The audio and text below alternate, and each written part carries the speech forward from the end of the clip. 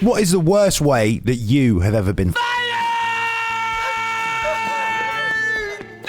Not just let go because of financial reasons. No, I'm talking about saying the wrong thing, breaking the rules. If your job is to be a professional fighter, you wouldn't think that there's that many ways to get yourself fired. But MMA history has proven us time and time again that there's always someone out there willing to try and get away with something pretty ridiculous. And unless you're a big star, the UFC brass have a zero tolerance policy where they will immediately just terminate your position in the company if you can't keep your shit together, basically. I'm Balian from MMA On Point. Big thank you to all you channel members out there who subscribe every single month. Thanks, guys. And these are the 10 dumbest ways UFC fighters have gotten themselves fired. Number 10, Jeff Molina. Okay, who remembers this guy? Came into the Contender Series at 7-2 and then in his UFC debut set a record with the most strikes attempted in a single round. If you look at his UFC career on paper, although it's pretty short, he was off to a fantastic start. But it was his association with another UFC fighter that led to Jeff losing his job. And that person was James Krause, a UFC fighter and also the head coach at Glory MMA. That whole team actually was doing quite well until about November 2022, when the Nevada State Athletic Commission noticed some suspicious betting behavior on one of Krause's athletes' bouts. Like fights that you're involved in, will you bet on those too? Yeah. This turned into a whole scandal, with James coming under investigation at first for just having prior knowledge about his fighter Derek Minner being injured going into his fight, and then betting against him. But then it turned out he was also allegedly a part of an online betting group that broke a lot of gambling laws, and he also allegedly worked with offshore sportsbooks and bettors. Either way, what happened was the UFC said if you train with him or associate with him, then you're banned from UFC competition while the investigation is going on. Now, Jeff Molina was one of his guys and he got suspended because of this, but it turns out Nevada State Athletic Commission also decided he needed to be investigated as well, and that he was involved in some substantial way. Because of that, they wouldn't sanction him for any bouts until the commission's investigation was over. So the UFC ended up removing Jeff from the roster because of this, and he got fired. They considered the whole thing a violation of the UFC Athlete Code of Conduct, and I understand that fighters don't get a lot or maybe enough money, but if Molina really was as involved as he's suspected to be, it's gotta suck, and also feel a little ironic that betting on the sport you compete in got yourself fired. Number 9, Diego Sanchez. Well, this next one's pretty interesting because you'd think, given that Diego Sanchez had been with the UFC since the very first season of The Ultimate Fighter, the season that saved the promotion, you'd think he'd have a pretty honorable exit from the promotion. But of course, a guy named Joshua Fabia changed all of that. After about 13 years in the UFC, you could say that Diego, the nightmare version of himself, was pretty much at the end of his career. But he's not the sort of guy to just give up, so he sought new coaching and found Josh Fabia. After several bizarre coaching videos emerged, and after we saw the kind of corner advice Josh had been giving Diego. Think of the shadow, I need you to get in, okay? Get in, get behind. Listening to that last corner work was very strange. We knew that this guy was not qualified for the job. And by the time Diego figured that out himself, it was too late. Now, weird training isn't enough to get yourself fired, but one day Josh called the UFC brass with a very strange request. For a, quote, formal request for all of Diego's pre-fight medical records, every physician that he has ever been evaluated by, that the, quote, long-term effects of Diego being an MMA fighter were your basis for requesting it. Hunter Campbell sussed out that the only reason you'd ask for information like that is if you're planning a lawsuit, and if Diego is unfit to fight, then he's going to be let go. It was as simple as that. If you're concerned or he's concerned that he's having negative effects, then we're not going to fight him. So Coach Josh had kind of gotten his own fighter fired. Yep, the UFC weren't happy with the questions he'd been asking and decided to just let Diego go, and better to be safe than sorry, especially when dealing with a batshit trainer. Number 8, Matt Riddle. There's been an ongoing drugs debate in MMA for quite some time now, right? Steroids, that's bad. But marijuana, I mean, that never hurt anybody, did it? I mean, okay, you shouldn't be fighting high. Sorry, Nick Diaz versus Gomi in Pride. But the idea that you can get suspended for weed is an outdated concept. And now I'm pretty sure almost every commission allows it if it comes up during a drug test. Which is a shame for a guy like Matt Riddle, who you don't need to know for more than 5 seconds before realizing that this guy loves his Mary Jane. But as much as 420 is celebrated, that's not what makes Matt's firing dumb. What's dumb is that Riddle honestly just didn't care about the rules at all. I did fail 2 drug tests for marijuana that I'm prescribed by a doctor, so I really don't see the problem. I'm sorry guys, but like even people like Joe Rogan have said that weed, it can help you in MMA. I think it might actually enhance you. There's a lot of guys who like to do marijuana and do jiu-jitsu. And you could also argue that marijuana helps you absorb pain. Eventually though, even though Matt was winning, Dana White had just had enough of his stoner mentality, failing drug tests, and straight up fired him. You're so weak-minded and so addicted to marijuana that you couldn't stay off it enough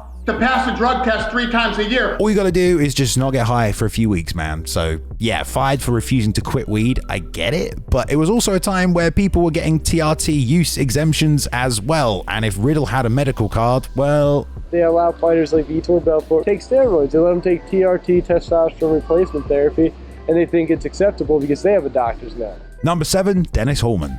It rarely happens these days because he doesn't get that many hardball questions, but you have to admit it is a bit funny when Dana White gets pissed off. He's had some all-time great rants, okay, but one that stands out in utter disappointment is post-fight at UFC 133 when Dennis Harmon walked out in those Speedos. I'd call it disgusting. That was disgusting. It will never happen again, I can guarantee you that. He's disgusted, everyone. Apparently, the guy had lost a bet, but Dana didn't find it funny at all and was not pleased with Harmon. Now, he wasn't cut immediately, but it didn't help, and then he missed weight in his next fight, got injured, and they cancelled his next matchup with Tony Ferguson, and then he tried to reschedule his fight with Thiago Tavares 3 times before it was finally cancelled because he missed weight again. His contract wasn't renewed after that. It's basically the same as being fired. There were other stuff going on, but I'm pretty sure as soon as he slipped on those Speedos, Dana was looking for an excuse, which in hindsight is probably a pretty dumb move, my guy.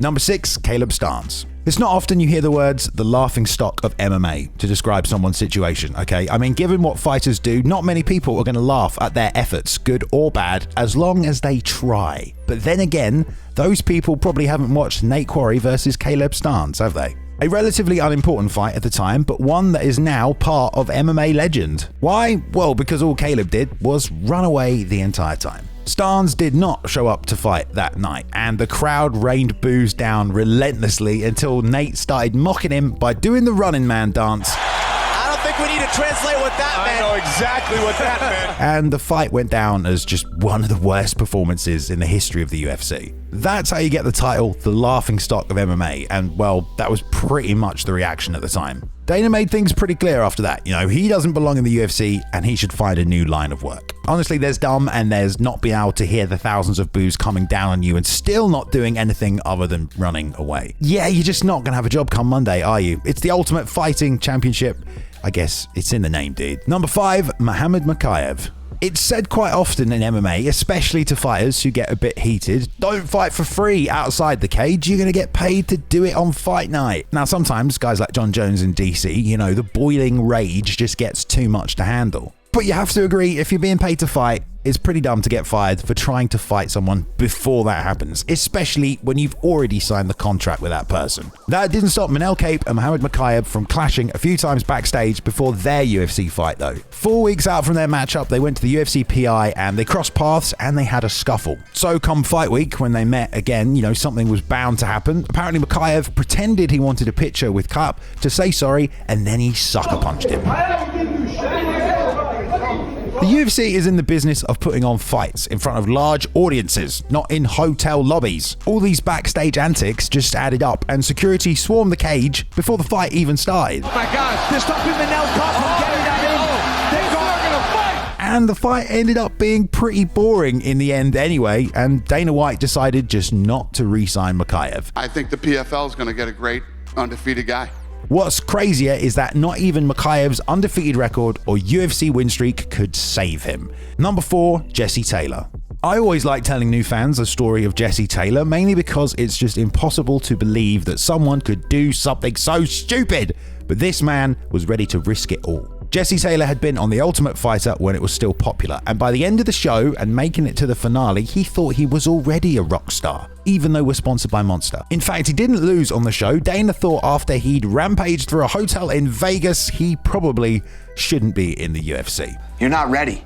so he let him go. But what's often forgotten is he did give him one shot in the UFC, one fight, one opportunity to seize everything he ever wanted, one moment, and he tapped to a Peruvian necktie in the first round. So he was gone. Poof. This guy blew his chance, and it was for a dumb reason, but commendably, Jesse didn't quit the sport. 9 years later, and he got something a lot of people never get, a goddamn second chance, this time determined not to screw things up. He got on The Ultimate Fighter, he made it to the finale, and he actually won the show this time. An incredible story of redemption, alright? But wrap your head around this. He tests positive for steroids. Are you taking the piss? He was again immediately fired from the UFC. Now, a lot of fighters get fired for banned substances. That isn't that dumb, okay? It's just, after all that hard work to get back where he was, 9 years, all those fights, he just straight up cheated. So none of his second chance meant anything anyway. And that, I just can't wrap my head around. I guess he really wanted to win. Number 3, Renato Sobral. You don't even have to train in jiu-jitsu to know if you're an MMA fan and someone taps out, the fight is over. You stop. No one needs to get seriously injured here. Obviously, no one could quite communicate that to Husamar Palhares, who got himself fired for refusing to let go when guys were tapping. Now, obviously, that's pretty stupid, but knowing Husamar was raised in terrible conditions as a child and has some kind of mental block makes it make a little more sense, I guess. Maybe he can't help ripping guys' legs in half. It's still stupid, but honestly not as stupid as the first guy who didn't let go of a submission, longtime veteran of the sport, Babalu, aka Renato Sobral. The Brazilian had made a name for himself in rings in the early 2000s before getting back to the UFC in 2005. He made it to a title shot against Chuck Liddell, but was unfortunately knocked out. He came back 6 months later as a veteran, still a fan favorite, but got KO'd again. Things weren't looking that great for Babalu, but the UFC booked him against David Heath for kind of a bounce back fight. And classically, because all of the old school named UFC events always mean the opposite, UFC respect had anything but between Renato Sobral and David Heath. Heath had said some bad words at the weigh-ins, and during the fight, Renato beat him up bloody and then sunk in the choke. David started tapping, but whoa, Babalu did not let go and put David Heath to sleep even after David Heath tapped. he was immediately booed into oblivion. And then what he said on the mic did not help either. You put him to sleep on purpose even though you knew that he tapped. Yeah, he has to learn respect. Dana, of course, immediately fired him before the next UFC event with zero remorse, saying the fans had turned on him and it was a big mistake. Number 2, guys who can't control their hands. You'd think after 6 weeks of pinning a target with your opponent's face on the wall and then training your guts out to beat them, you'd recognize what they'd look like in person. And let's say you wouldn't confuse them with someone like the referee. And then you most definitely wouldn't accidentally, let's say, punch them in the face. Well, believe it or not, that has still happened in the UFC. Well, okay, not exactly like that, I admit. But when Jason High lost to Rafael dos Anjos, he immediately disagreed with the stoppage and got up and pushed the referee. Dana said it made him sick and immediately fired the guy. Zero tolerance policy, which, you know, makes sense. It has to be. With dangerous fighters attacking the officials, you can't have that. For Hector Lombard, things played out a little differently. At the end of round 1 against CB Dollaway, he decided to ignore the buzzer and throw 2 more shots that knocked him down and basically knocked him out. This fight's over. It's over. It's going to be a DQ win for CB Dollaway. Lombard did get one more UFC fight after this before he was fired, but I don't think it helped at all. A lot of fans probably also remember when British banger Paul Daly fought American smartass Josh Koscheck. And I think Daly had spent several months fantasizing about putting his left hook on his chin, and when it just didn't happen after 15 minutes, well, he took a free swing at him after the final bell. Oh! Daly punches Koscheck at the end of the fight. Dana cut him faster than Ben Askren can squeeze through a watermelon. Daly never fought in the UFC again. Dude lost control of his emotions, and I'm sure he feels quite stupid about throwing that punch. Unless, of course, it was all worth it to punch Koscheck in the face. How about before number 1, we do a dishonorable mention for Otman Azaitar. If you remember, during the pandemic when we were in lockdown at Fight Island, he apparently cut off his wristband, gave it to somebody else, and that guy scaled 4 balconies across a building to give him a bag of potatoes. Or whatever the hell was in that suspicious looking bag. And yeah, Otman was immediately fired for it. Top prospect got fired for smuggling. Motherfucker isn't Han Solo. Anyway, it didn't end up lasting long, but it was still pretty dumb. Number 1, Igor Severino. So at this point, we've established there's a lot of things you can't do during an MMA fight. Not unless you want to get fired, anyway. But certain things, there's just no going back from. Ask the kids in Lord of the Flies, okay? Sometimes you take a step too far and now you're literally fucking eating people. In a fight, there's a lot of cheap tactics you can use. But even on the streets, you start biting someone, and all bets are off. The most famous bite in combat sports cost Mike Tyson the chance to win back his world title and $3 million in fines from the Nevada State Athletic Commission. That was back in 1997, and believe it or not, well, it was kind of the last time that commission had to deal with anything like that. So believe it or not, they didn't really have a precedent set when in April of 2024 in the UFC, someone bit someone. That person was Igor Severino, who decided in his fight with Andre Lima that he was just gonna bite the guy. Oh, jeez. Oh, okay, yeah, come on. See that. Okay. Never mind. That, okay. It was incredibly blatant, and luckily the ref saw it and the fight was immediately stopped. No brainer here. I mean, Igor was